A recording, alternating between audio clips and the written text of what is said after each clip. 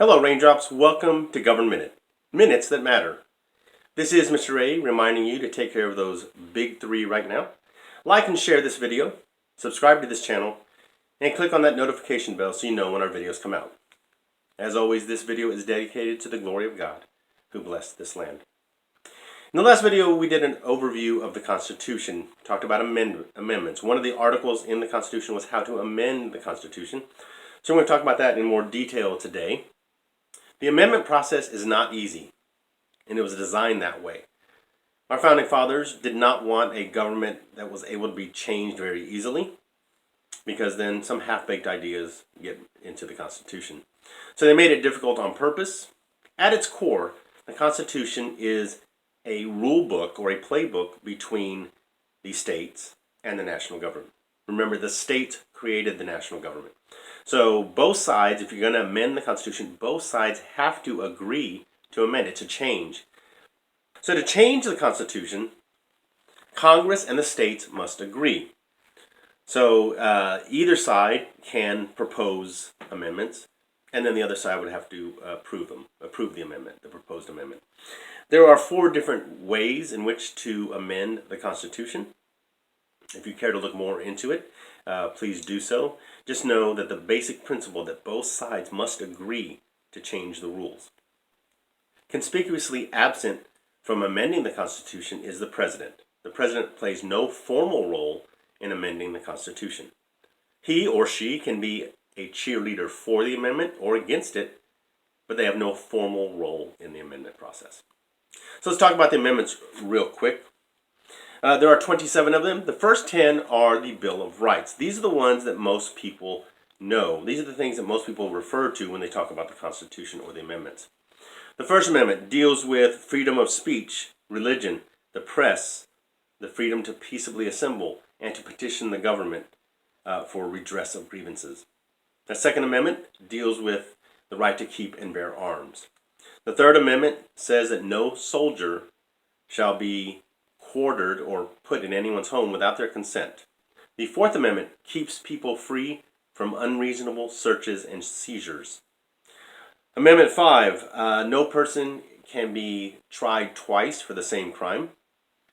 Example, O.J. Simpson was found not guilty way back in the 90s, was found not guilty of murdering his ex-wife and Ronald Goldman. After the not guilty verdict was read, O.J. Simpson could have put on, still can, put on a pay-per-view special called How I Did It. He could, in gruesome detail, admit to and show exactly on dummies, show exactly how he killed them both. And the state, since murder is a state charge, the state of California cannot put him back on trial for that. They took their best shot at him, and they failed. And so, therefore, he cannot be tried for that exact crime ever again. The Fifth Amendment also says you can't be forced to testify against yourself. You've seen it in movies, I plead the fifth. That's what they mean. Neither can private property be taken without being compensated for it. The Sixth Amendment deals with trials of the accused. Basically, what it's saying is that the accused shall have a speedy and public trial in a jury, by a jury in the state and district within that state of where the crime occurred. The accused shall be informed of what they're being charged with so they can mount a defense, must be able to confront their witnesses, and the accused must have the ability to compel witnesses, to make witnesses testify in his or her defense. And the accused shall receive the assistance of an attorney for their defense. The Seventh Amendment deals with monetary cases, common law cases. The trial by jury shall be maintained or preserved. The Eighth Amendment says no excessive bail or fines, nor cruel or unusual punishment shall be delivered.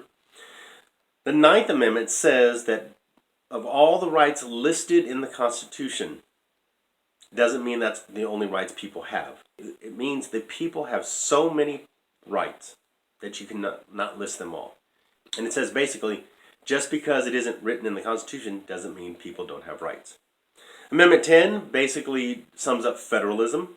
again, in case it wasn't clear enough in the Constitution, that if the Constitution does not grant a power to the national government and at the same time does not deny that power to the states, it belongs to the states or the people. So those are the first 10 amendments known as the Bill of Rights. The other amendments are these. Number 11 deals with immunity of states from certain lawsuits. Number 12, it changes the Electoral College process. Number 13, abolished slavery. Number 14, dealt with citizenship, due process, and equal protection.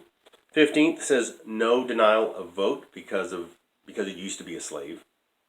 16th gave Congress the power to tax our incomes. 17th provided for the popular election of U.S. senators. We'll talk more about that later.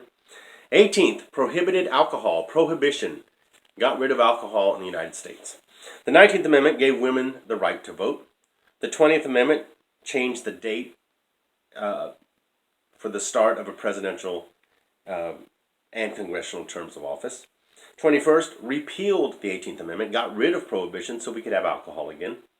The 22nd, limited presidential terms to 2.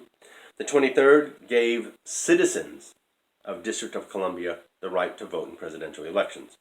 The 24th banned the payment of taxes in order to vote. The 25th Amendment dealt with presidential succession, the vice presidential vacancy, and presidential disability. Kind of cleaned up some of the lingering questions about what would happen if the president was incapacitated but didn't die. Then what? The 26th Amendment lowered the voting age to 18. And the 27th Amendment dealt with congressional pay. The 26th Amendment is the amendment that took the least amount of time to be ratified once it was approved. The 26th Amendment took 3 months and 8 days to be okayed, to be ratified by the states. What was happening is that people 18 to 21 were being sent to fight in Vietnam, and they couldn't even vote for their leaders. Now notice, it doesn't say that you have to be 18. It just says once you turn 18, you can't be denied the right to vote because of your age. States could set the voting age at any age they want. Texas could lower the voting age to 12. California could lower it to 3. But once you're 18, you can't be denied the right to vote because of your age. And the one that took the longest to pass was the Congressional Pay Amendment, the 27th Amendment.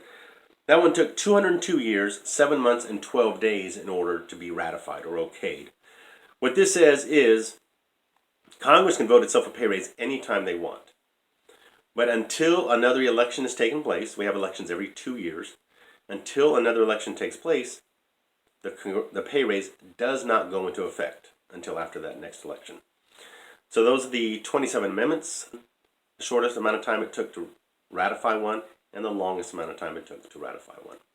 So if you want to look more into those amendments, please do so at your leisure on the internet, or get your own copy of the Constitution of the United States. Thank you so much for joining us. I hope you paid attention, because there will be a test at the next election. This is Mr. A reminding you that we, the people, are the government. We'll see you next time.